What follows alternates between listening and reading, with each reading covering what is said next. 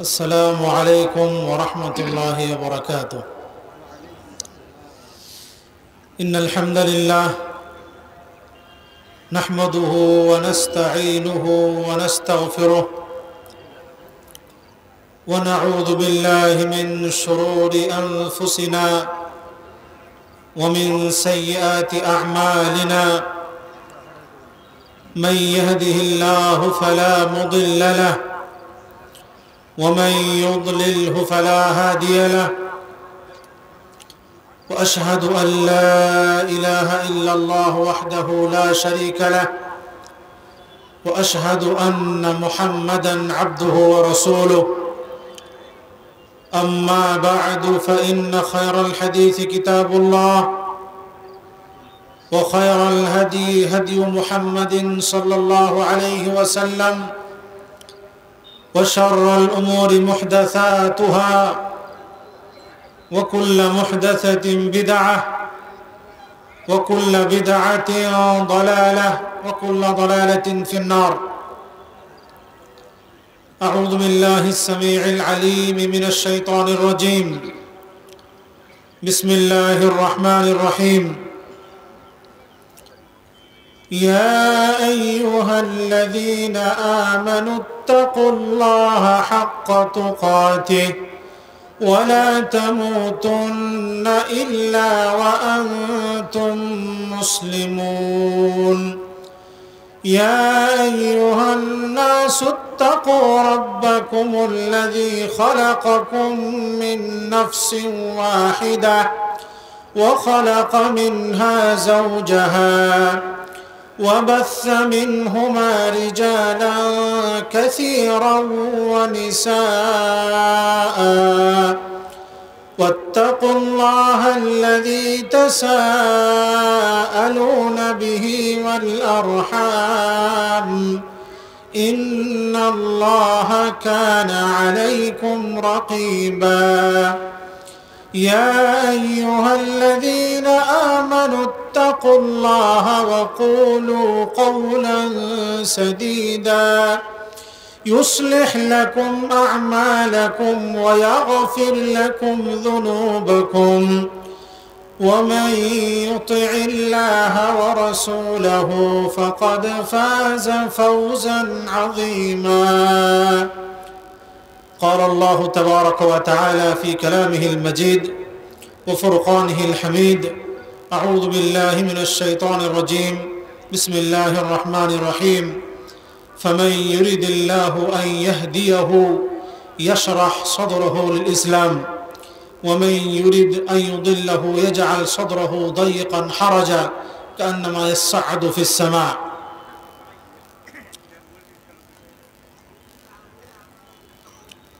পরম শ্রদ্ধেয় যোগ্যতম আজকের মহতী ইসলামী সভার সভাপতি মহাশয়, মঞ্চে মঞ্চাসীন ওলামায়ে কেরাম, সামনে বসে থাকা দিন দরদি, জামাত দরদি ভাই সকল, বাবাজিরা, বন্ধুরা, পর্দার আড়ালের মা ও বোনেরা, আল্লাহ রাব্বুল আলামিনের অশেষ প্রশংসা যে মহান আল্লাহ রাব্বুল আলামিন আজকে আমাদেরকে এই মহতী ইসলামী জালসায়, ইসলামী মাহফিলে, ইসলামী সভায় উপস্থিত হয়ে কোরআন এবং হাদিসের কথা শ্রবণ করার তৌফিক প্রদান করেছেন। আলহামদুলিল্লাহ। শত সহস্র দরুদ ও সালাম বর্ষিত হোক তাজদার মদনী আহমদ মুজতবা মুহাম্মদ মুস্তফা সাল্লাল্লাহু আলাইহি ওয়াসাল্লামের উপরে, যিনার অক্লান্ত পরিশ্রমে আজকে ইসলাম আমরা এই যুগে পেয়েছি। আল্লাহুম্মা সাল্লি আলাইহি, আল্লাহুম্মা বারিক আলাইহি।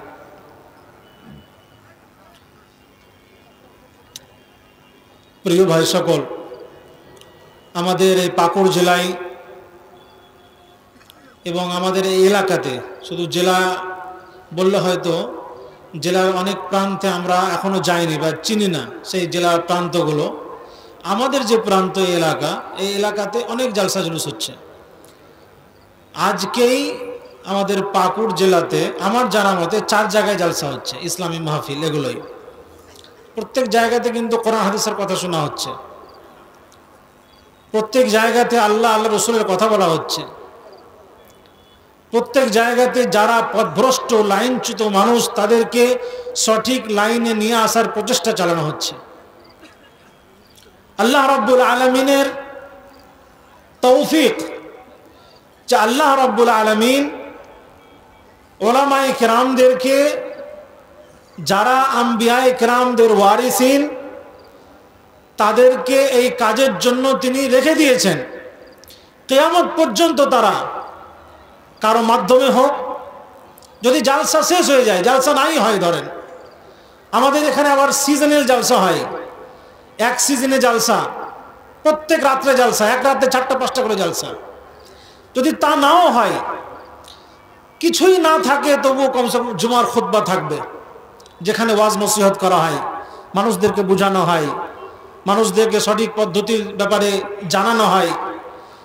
এই জুমার খুতবা কিন্তু থাকবেই, আপনি চান বা না চান।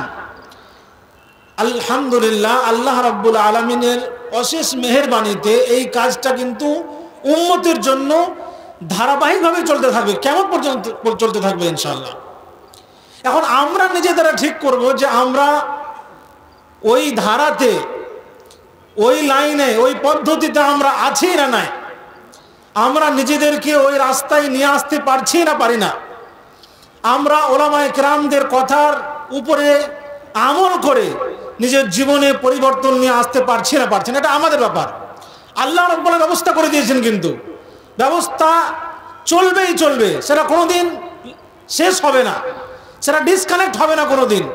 কিন্তু আমরা কতটা সেটাকে লাভ নিজের জীবনে নিয়ে আসছি, কতটা সেই সময়টুকুকে, কতটা এই কোরআন এবং হাদিসের বাণীকে আমাদের নিজের জীবনে আমরা ইউটিলাইজ করছি, এটা হচ্ছে সবচেয়ে গুরুত্বপূর্ণ বিষয়। এটা আমাদের উপরে আছে, এটা আমাদের উপরে, কেউ বলার দরকার নেই। মাহফিল সাজানো আছে, এইরকম মাহফিল আলহামদুলিল্লাহ অনেক জায়গায় সাজানো হয়, কিন্তু আপনারা আজকে যিনারা এই মাহফিলে উপস্থিত হয়েছেন, আমি বলতে পারি বিগত 5, 7, 10 বছর থেকে এই জেলায় থাকছি, আগে থাকতাম না, কিন্তু এইখানে এই চাঁচকির গ্রামে কতজন এই গ্রামের আছেন, কতজন বাইরের আছেন আমি সেটাও জানি না, কিন্তু আলহামদুলিল্লাহ আজকে কিন্তু সবাই প্রশংসার যোগ্য যে এই জায়গাতে যতগুলো ভিড় আছে, এলাকায় মাদ্রাসার জালসাগুলোতে, এমনি ওপেন যেগুলো জালসা হয়, তাবলিগি জালসা হয়, সেখানেও এতগুলো ভিড় কিন্তু খুবই কম হয়, খুবই কম হয় নাকি?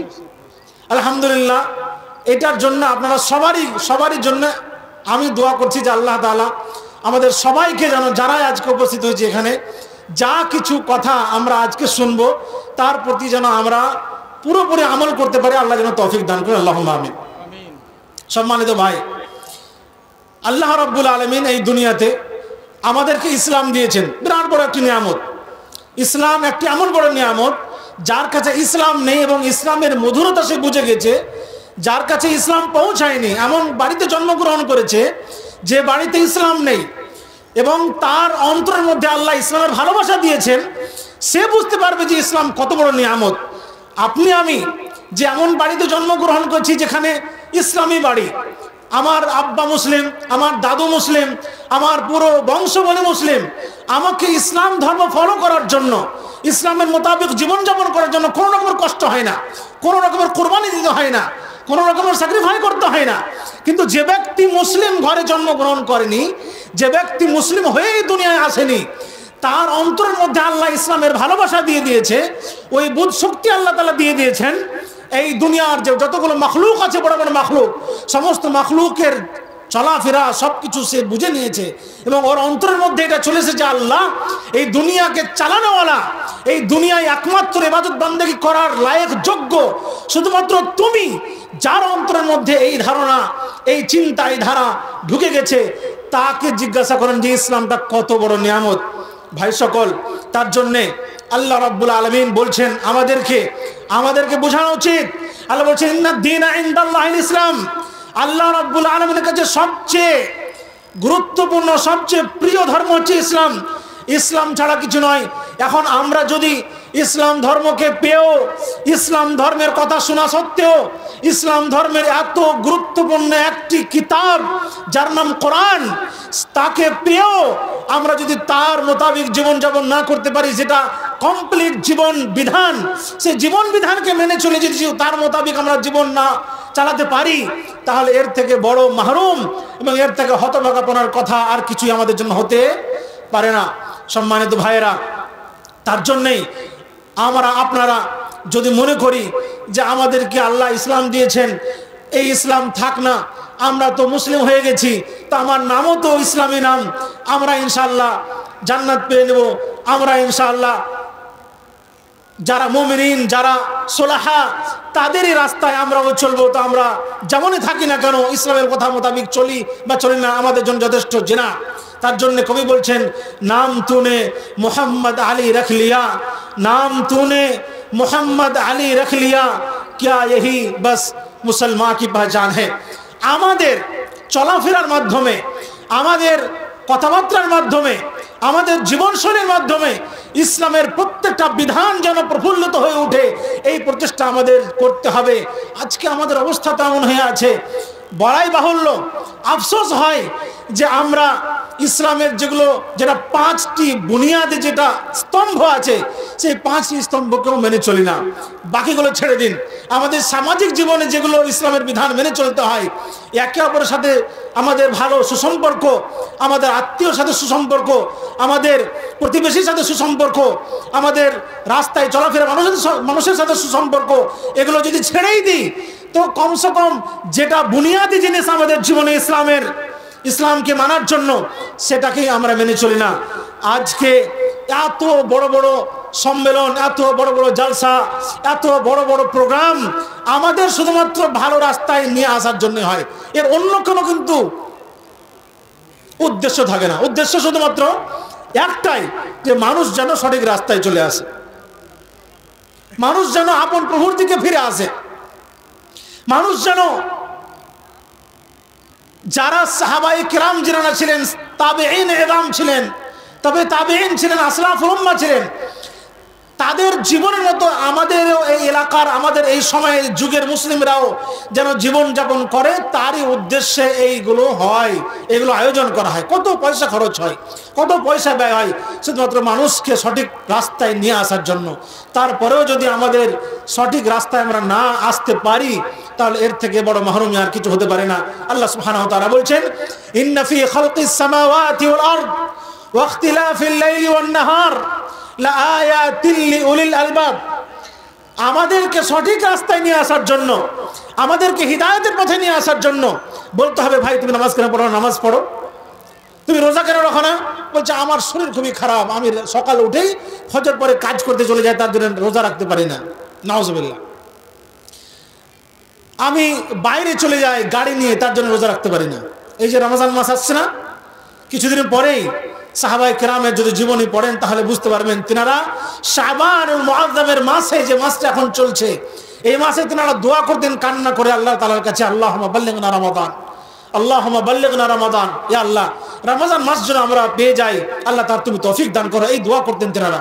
আজকে আমাদের অবস্থা, রমজান আসছে কি সমস্যা, আমাদের ওইদিকে ধ্যান নাই। আল্লাহ বলছেন এগুলো বলার জন্য যে আপনাকে এত বড় মাহফিল সাজাতে হবে দরকার নাই। আল্লাহ কি বলছেন শুনেন, ইন্না ফি খালকিস সামাওয়াতি ওয়াল আরদ ওয়া ইখতিলাফিল লাইলি ওয়ান নাহার লাআয়াতিল লিউলিল আলবাব।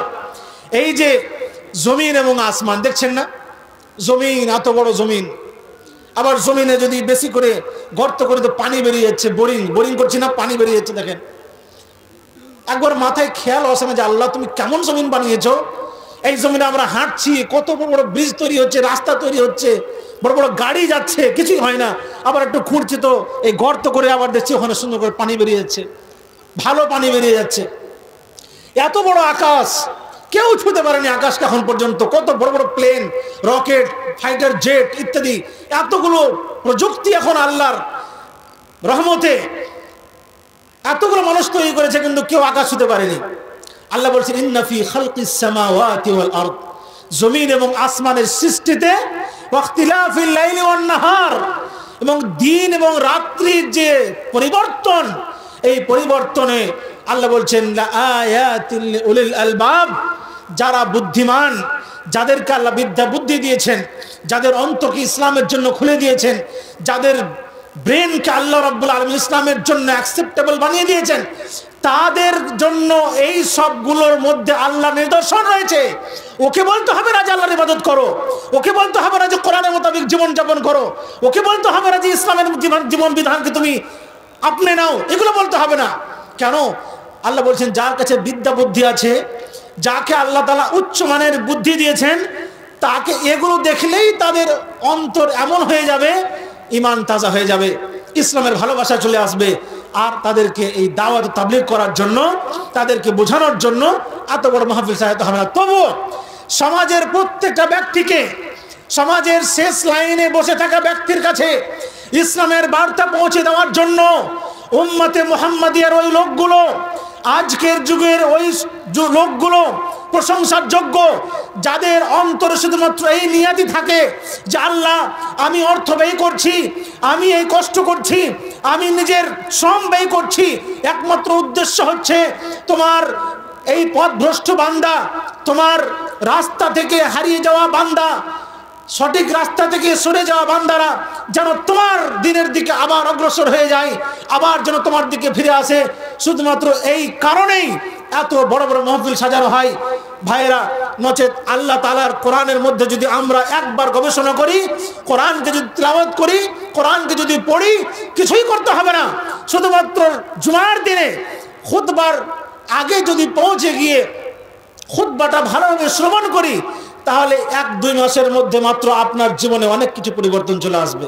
কিন্তু আমরা হতভাগা, আমরা তাই গল্প করছিলাম যে খুতবা যাকে শোনাবো সে কিন্তু খুতবায় আসে না, খুতবা যাকে শোনানো যাবে সে কিন্তু খুতবায় আসে না। মানে যারা নামাজি, যারা মুখে দাঁড়িয়ে রেখেছে, যারা সুন্দর কোরআন তেলাওয়াত করে, যারা আল্লাহকে ভয় করে, যারা তাহাজ্জুদ গুজার, ওরাই আগেই মসজিদে পৌঁছায় জুমার দিনে।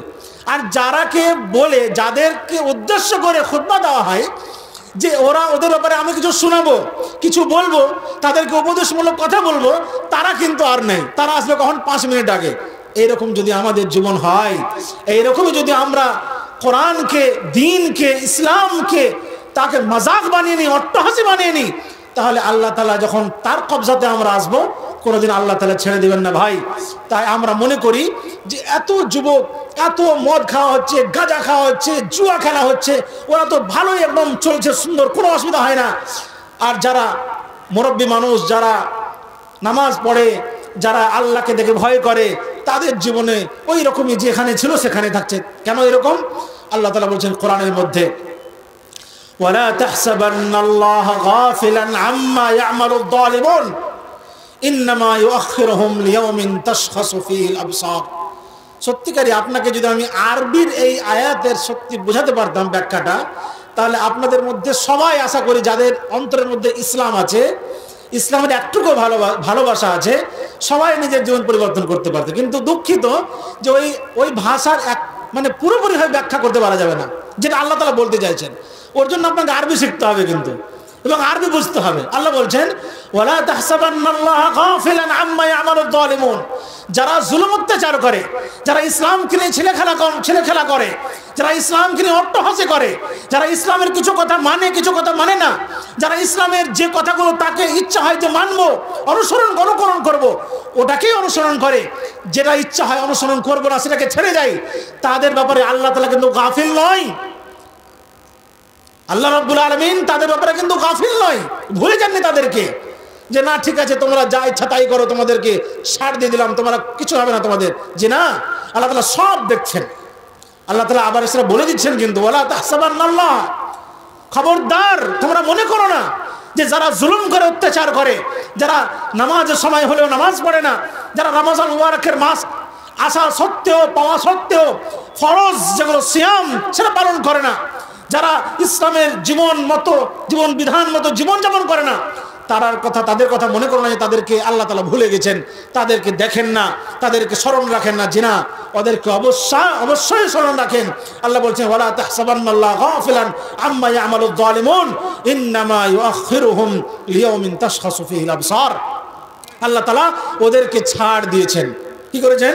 ওদেরকে ছাড় দিয়েছেন এমন এক দিনের জন্য, দিন পর্যন্ত, যেই দিন যদি আমরা আপনারা দেখি তাহলে আমাদের চক্ষু উল্টে যাবে, আমাদের দৃষ্টি উল্টো হয়ে যাবে। অত ভয়ানক দিন, ওই ভয়ানক দিনের জন্য আমাদের দৃষ্টি উল্টো হয়ে যাবে। এইরকম দিন পর্যন্ত আল্লাহ তাআলা তাদেরকে ছাড় দিয়েছেন। যারাই ভাইরা এখনো পর্যন্ত লাইন হারিয়ে আছেন, আল্লাহকে ভুলে আছেন, যাদের কানে এখনো পর্যন্ত ইসলামের বাণী পৌঁছা সত্ত্বেও তাদের অন্তরে ইসলামের বাণী পৌঁছায় না, যারা এখনো পর্যন্ত এই অবস্থায় আছেন যে তারা নিজের অবস্থা পরিবর্তন করার প্রচেষ্টা করেন না, তাদেরকে বলি ভাইরা, আপনারা এখনো আপনাদের কাছে সময় আছে। সময়কে কাজে লাগিয়ে, সময়কে সুযোগে লাগিয়ে আপনাদের জীবনকে এখনো পরিবর্তন করেন। ভুল হতে পারে, আমার আপনার দ্বারা ভুল হতে পারে, সেই ভুল কিন্তু সেটাকে কন্টিনিউ করা যাবে না। আপনি যদি মনে করছেন যে আমার দ্বারা ভুল হচ্ছে, আপনাকে সেটা রিয়েলাইজ আছে যে হ্যাঁ আমার ভুল হচ্ছে, কিন্তু সেই ভুলটা যদি আবার ভুলের উপরে ভুল করেই যান, তাহলে কিন্তু এটা ভুল হলো না, এটা আপনার জেনে শুনে ভুল হয়ে গেল, এটা আপনার জেনে শুনে ভুল হয়ে গেল।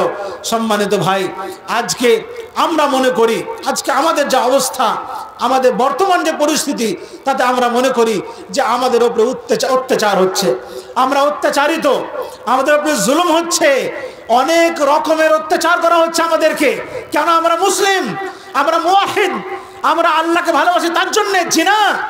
যদি সেই রকম ভয়, সেই রকম মুওয়াহিদ আমরা থাকতাম, সেই ধরনের খাসিয়াত আমাদের অন্তরের মধ্যে থাকতো, সেই রকম মুসলিম আমরা হতাম, যেই রকম মুসলিম আসলাফুল উম্মাহ তারা ছিলেন, যেই রকম মুসলিম কুরুনে উলার লোকেরা ছিলেন, যেই রকম মুসলিম মুহাদ্দিসিনে কিরামদের যুগে ছিলেন, তাহলে আজকে আমাদের অবস্থা এইরকম হতো না। কেন? তাদের যদি আপনি তারিখ পড়েন, তাদের যদি আপনি জীবনী পড়েন, তাদের যদি আপনি ইতিহাস পড়েন, তাহলে আপনি বুঝতে পারবেন যে তারাও আমাদেরই মতো কোরআনকে মানত, তারাও আমাদের মতো কোরআনকে বিশ্বাস করত, তারাও আমাদের মতো মুসলিম নিজেকে বলতো, কিন্তু তাদের জীবনযাপন ছিল পুরোটাই আমাদের চেয়ে ভিন্ন। তারা যা কিছু শুনতো পুরোপুরি তার উপরে আমল করার চেষ্টা করত, এমন হয়নি। কিন্তু হ্যাঁ, সেই যুগেও যখন এরকম অবস্থা হয়েছে যে তারা নিজেদের মধ্যে দ্বন্দ্ব লাগিয়ে রেখেছে, তারা কোনো প্ল্যানিং করেনি, তাদের মধ্যে থেকে দিন হারিয়ে গেছে, তারা নিজে নিজে ঝগড়া ঝঞ্ঝটে মাত্ত হয়ে গেছে, তাদের অবস্থা এমন হয়েছে যে পিছন থেকে দুশ্মন এসে তাদেরকে হানা করে সবকে জবাই করে কতল করে চলে গেছে, তারা চুপচাপ দাঁড়িয়ে থেকেছে। 1 মিনিট পর্যন্ত তাদেরকে প্রতিরোধ ক্ষমতা 1% পর্যন্ত ছিল না। কেন? তাদের অন্তর থেকে সেই ধরনের ঈমান আল্লাহ তাআলা বের করে নিয়েছিলেন। তখনই হবে সেটা যখন আমরা বারবার কোরআনের কথা শুনবো, বারবার দ্বীনের কথা শুনবো, বারবার ইসলামের কথা শুনবো, আর তা সত্ত্বেও আমরা এই কথা শোনার মোতাবেক আমাদের নিজের জীবনযাপনকে আমরা পরিবর্তন করব না, তো আমাদের অবস্থাও সেই রকম হবে। আজকে অন্য কাউকে দোষ দিলে চলবে না, আজকে দোষ দেওয়ার জন্য অন্য কেউ নয়, দোষী আমরাই। সমাজের মধ্যে যতগুলো ব্যাধি আছে, আমাদের মধ্যে কজন আছি যা আমরা মনে করি যে এটা আমার দায়িত্ব, আমাদের সবারই সামূহিক দায়িত্ব, সেই দায়িত্বকে পালন করতে হবে, সমাজ থেকে এই ব্যাধিকে, এই রোগকে আমাদেরকে সরাতে হবে। সম্মানিত ভাইরা, যদি আমরা মনে করতাম সেই দিনই যে সমাজের মধ্যে এই একটা ব্যাধি, এই একটা রোগ, এই একটা জুলুম হচ্ছে এবং আমি একজন দায়িত্বশীল, আমাকে দায়িত্ব নিয়ে এই ব্যাধিকে, এই রোগকে সমাজ থেকে সরাতে হবে, তাহলে সমাজ এই পর্যায়ে আজকে পৌঁছাতো না ভাই, সমাজ আজকে এই পর্যায়ে পৌঁছাতো না। আপনি বাড়ি থেকে যখন বের হন নামাজ পড়ার জন্য, আপনার আত্মীয়র ছেলে, আপনার প্রতিবেশীর ছেলে নামাজে যাবে না, আপনি চুপচাপ নামাজ পড়তে চলে যাবেন, আর আপনি ওকে কিছুই বলবেন না। আপনি মনে করবেন আমার নামাজ তো হয়ে গেল, আমার দায়িত্ব খালাস, আমার আল্লাহ নাজাতের জন্য যথেষ্ট হয়ে গেল। কখনো হতে পারে না। আপনার কাছে যদি ক্ষমতা থাকে, আপনার কথা যদি সমাজে চলে, আপনি যদি সাহেবুর রায় হন, আপনার কথা যদি মানুষ মান্যতা দেয়, তাহলে অবশ্যই জেনে রাখেন আপনার মধ্যে যদি সেই স্মরণ শক্তি থাকে, তা সত্ত্বেও আপনি যে দায়িত্ব পালন না করেন, আল্লাহ রাব্বুল আপনাকে ছেড়ে দিবে না। এবং সমাজ আজকে যে অবস্থায় পৌঁছেছে, ওর জন্য আপনি অতটাই দায়ী যতটা যে লোকটা সমাজকে ওই জায়গায় নিয়ে গেছে ও দায়ী। সম্মানিত ভাই, একটা আয়াত পড়েছিলাম, ওই আয়াতে আমি ব্যাখ্যা করে নিজের কথা শেষ করব। আল্লাহ সুবহানাহু ওয়া তাআলা বলছেন, ফামান ইউরিদিল্লাহু আন ইয়াহদিয়াহু ইয়াশরাহ সাদরাহু লিল ইসলাম ওয়া মান ইউরিদ আন ইউদিল্লাহু ইয়াজআল সাদরাহু দায়ীকান হারাজা। আমরা সবাই কোরআনের কথা শুনি, আমরা সবাই ইসলামী মাহফিলে উপস্থিত হই, আবার আমাদের মধ্যে এরকম আছে যে কেউ আছে যে এটা আমার ফেভারিট বক্তা, এটা আমার একদম 1 নম্বর সবচেয়ে প্রিয় বক্তা। প্রিয় বক্তাকে শুনলাম, ও যা বললে বাকি চলে গেলাম। ওই ইউটিউব সার্চ করেও আমরা প্রিয় বক্তাকে শুনে নিই, যেটা বললে সেটাই হারফে আখির, খালাস, তারপর আর কোনো কথা নেই। ওর কথা যেটা সে বলছে, আপনি যদি তারই মোতাবেক জীবনযাপন করতেন তাহলে জীবনটা এরকম হতো না, তবুও জীবনটা এইরকম হতো না। আমাদের সমাজে কি ধরনের লোক আছে দেখেন, এখন এখান থেকে বুঝতে পারবেন যে আমরা কোন ক্যাটাগরির লোক। আল্লাহ বলছেন, ফামান ইউরিদিল্লাহু আন ইয়াহদিয়াহু ইয়াশরাহ সাদরাহু লিল ইসলাম। আল্লাহ রাব্বুল আলামিন যাকে হিদায়াত দিতে চান, যাকে নিজের কাছে করে নিতে চান, যাকে নিজের প্রিয় বান্দা করে নিতে চান, তাহলে তার কি করেন, অন্তরকে আল্লাহ সুবহানাহু ওয়া তাআলা ইসলামের জন্য খুলে দেন। তার অন্তরকে আল্লাহ রাব্বুল আলামিন ইসলামের জন্য খুলে দেন। যখনই ইসলামের কথা হবে, যখনই কোরআনের কথা হবে, যখনই জান্নাত জাহান্নামের কথা হবে, তার অন্তরের সঙ্গে সঙ্গে ঢুকে যাবে। তারপরে যদি সে কোনো গুনাহ করে থাকে, যদি গত রাত্রে কোনো গুনাহ করে থাকে, গতকালকে কোনো গুনাহ করে থাকে, সে যদি শুনে নেয় যে কাজটা আমি গত রাত্রে করেছিলাম, যে কর্ম আমার দ্বারা গতকালকে হয়ে গেছে, আজকে আমি কোনো আলেমের মুখ থেকে, আজকে আমি কোরআন এবং হাদিসের ব্যাখ্যা দিয়ে বুঝতে পারলাম যে কাজটা আমার করা ঠিক হয়নি। আল্লাহ, আজকে আমি তওবা করছি যে ইনশাআল্লাহ কালকে থেকে সেই কাজ আমার দ্বারা আর হবে না। আল্লাহ তাআলা বলছেন, ওই ব্যক্তি ওরাই যাদের অন্তরকে আল্লাহ তাআলা ইসলামের জন্য খুলে দিয়েছেন। ইসলামের প্রত্যেকটা কথা তার কাছে অ্যাকসেপ্টেবল হবে, ইসলামের প্রত্যেকটা কথা তার অন্তরে ঢুকে যাবে, ইসলামের প্রত্যেকটা কথাই সে নিজের জীবনে বাস্তবায়ন করবে। এবং আল্লাহ বলছেন, ওয়া মান ইউরিদ আন ইউদিল্লাহু, যাকে আল্লাহ তাআলা মনে করবেন সে যেন পথভ্রষ্ট হয়ে যায়, লাইনচ্যুত হয়ে যায়, সঠিক পদ্ধতিতে না চলে, তাহলে তার অবস্থা এমন হবে, আল্লাহ বলছেন, ইয়াজআল সাদরাহু দায়ীকা, তার অন্তরকে আল্লাহ তাআলা ছোট করে দিবেন। অনেক বলা যাবে, অনেক ওয়াজ নসিহত শুনবে, দেখবেন কোনো কোনো লোক যে কোনো জালসায় পৌঁছে যাবে, আল্লাহ তাআলার অন্তর খুব ছোট রেখেছে। আপনি দেখবেন সমাজের মধ্যে অনেক লোক আছে। এখন আপনি আমি বসে এখান থেকে যদি আমরা নিজেরা সমীক্ষা করি, নিজেরাই যদি আমরা সমীক্ষা করে নিই এখানে বসেই, যে আমরা কোন ক্যাটাগরির লোক, আল্লাহ আমার অন্তরকে তুমি এমন রেখেছো যে আমরা যখন কোরআন হাদিসের কথা শুনি, আমরা যখন কোনো হালাল হারামের কথা শুনি, আমরা যখন জেনে নিই যে এই কাজটা করা হালাল, এই কাজটা করা হারাম, এই কাজটা করা আমার জন্য বৈধ, এই কাজটা করা আমার জন্য অবৈধ, তো আল্লাহ ওই কথা শোনার পরে পরেই আমার অন্তরে ঢুকে যায় এবং তারপরে সেই কাজটাকে আমি না তো করিনি বা আমি বর্জন করিনি। তাহলে যদি এই ব্যাপার আপনার হয়, তাহলে মনে করেন যে আল্লাহ তাআলা আপনাকে কি করেছে, বাছাই করে নিয়েছে। কোন বান্দাদের মধ্যে? যে আল্লাহ তাআলা বলছেন, আল্লাহ ওই বান্দাদেরকে বাছাই করে নিয়েছেন নিজের হিদায়াতের জন্য, যার অন্তরকে আল্লাহ ইসলামের জন্য কি করেছেন, খুলে দিয়েছেন। এবং আমি আপনি যদি এইরকম হই যে আমি আজকে 10 বছর, 20 বছর থেকে, 30 বছর থেকে বা বিগত 2-4 বছর থেকে জালসায় আসি, মাহফিলে আসি, বক্তব্য শুনি, অনলাইন কথা শুনি, তা সত্ত্বেও আমাদের জীবনে পরিবর্তন আসে না। যা বলে আলিম, যা বলে কোরআন হাদিস, যা বলে শরিয়াত, আমার তার সাথে কোনো মতলব নয়। আমার কাজ হওয়া নিয়ে দরকার আছে, আমার নিজের বিজনেস হওয়া নিয়ে দরকার আছে, আমার জীবনযাপন হওয়া নিয়ে দরকার আছে। তাহলে যদি সেই রকম হয়, তাহলে মনে রাখবেন যে আল্লাহ আপনাকে ওই লোকগুলোর ক্যাটাগরির মধ্যে রেখেছে যা তার অন্তরকে আল্লাহ ছোট করে রেখেছেন। ইসলামের কথা ঢুকবে না, ইসলামের কথা ঢুকবে না। যতই বড় তীর দ্বারাতে ওর অন্তরের মধ্যে ইসলাম ঢুকান না কেন, কোনোদিন ঢুকবে না। কারণ আল্লাহ ওর অন্তরকে ছোট করে দিয়েছেন ইসলামের জন্য, দিনের জন্য, কোরআনের জন্য, হাদিসের কথার জন্য। তার অন্তর ছোট হয়ে গেছে, আল্লাহ বানিয়েছেন। তার জন্য সম্মানিত ভাই, আমি এই কথাই বলবো যে সব কিছু শুনেন, আল্লাহ তৌফিক দিয়েছেন, আসেন, আরো আসেন জুমার খুতবাতে। জুমার খুতবা শুরু হওয়ার আগে নয়, কোনো উজরের সারি ছাড়া, অন্য কোনো কারণ ছাড়া আপনি বিনা কোনো কারণে বাড়িতে বসে, দোকানে বসে আড্ডা মেরে কোনো হালাতে, কোনো অবস্থাতে জুমার খুতবা মিস করবেন না। খুব গুরুত্বপূর্ণ কথা সেখানে আলোচনা করা হয়, সেখানে পৌঁছাবেন এবং এই পৌঁছানোর পরে নিজের জীবন নিয়ে আপনি পর্যালোচনা করবেন, নিজের জীবন নিয়ে সমীক্ষা করবেন যে আল্লাহ তুমি আমাকে কোন ক্যাটাগরিতে রেখেছো, কোন জায়গায় রেখেছো, কোন সারিতে রেখেছো। তোমার কথা শুনে, তোমার দিনের কথা শুনে, তোমার কোরআনের কথা শুনে, তোমার রাসূলের হাদিসের কথা শুনে, তোমার রাসূলের ইরশাদাত নাসায়েহের কথা শুনে আমার অন্তর কি গলে যায়? না গলে না।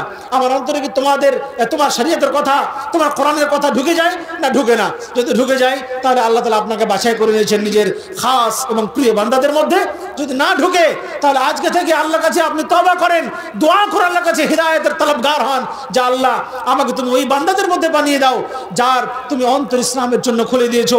ইসলামের কথা যখনই আলোচনা হবে, যখনই তোমার কোরআনের কথা আলোচনা হবে, আমি যেন মনোযোগ সহকারে শুনি এবং যা কিছু শুনি তার প্রতি যেন আমল করার পুরো প্রচেষ্টা করি। শয়তানের ওয়াসওয়াসা থাকলেও যেন আমি আমল করি।